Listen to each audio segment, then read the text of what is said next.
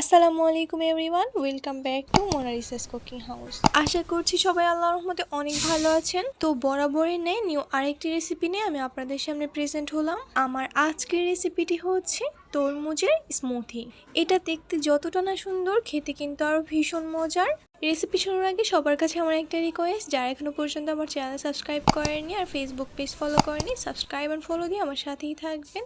তো আর কথা না বাড়িয়ে আমরা চলে যাচ্ছি মূল রেসিপিতে। স্মুথি তৈরির জন্য ফার্স্টেই তরমুজ নিয়ে নিচ্ছি কলা, নিয়ে নিচ্ছি 1 কাপ পরিমাণ লিকুইড মিল্ক, যেটা আমি আগে থেকে জাল করে নিয়েছি আর রুম টেম্পারেচারে রেখে ঠান্ডা করে নিয়েছি।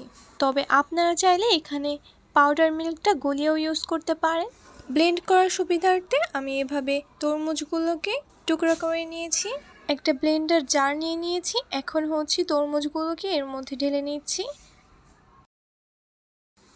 দিচ্ছি 1 টেবিল স্পুন পরিমাণ চিনি। তবে এখানে চিনির পরিমাণটা পুরোটাই আপনার উপর ডিপেন্ড করে দিবেন কতটুকু মিষ্টি খেতে পছন্দ করেন। তবে তরমুজ যদি মিষ্টি হয়ে থাকে তাহলে এখানে চিনিটা ব্যবহার না করলেও চলবে।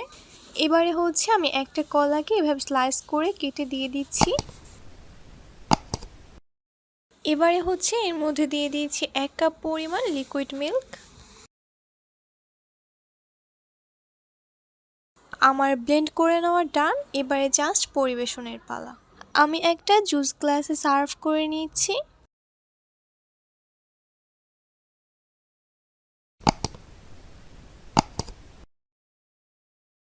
আশা করছি আমার আজকের এই তরমুজের স্মুথি রেসিপিটি আপনাদের সবার অনেক ভালো লেগেছে। যদি একটুও ভালো লেগে থাকে তাহলে একটি লাইক দিতে ভুলবেন না। আর এরকম আরও নতুন নতুন রেসিপি পেতে আমার চ্যানেল সাবস্ক্রাইব আর ফেসবুক পেজ ফলো দিয়ে সাথেই থাকবেন। আবারও দেখা হবে ভিন্ন কোনো রেসিপিতে। সে পর্যন্ত সবাই অনেক অনেক ভালো থাকুন, সুস্থ থাকুন।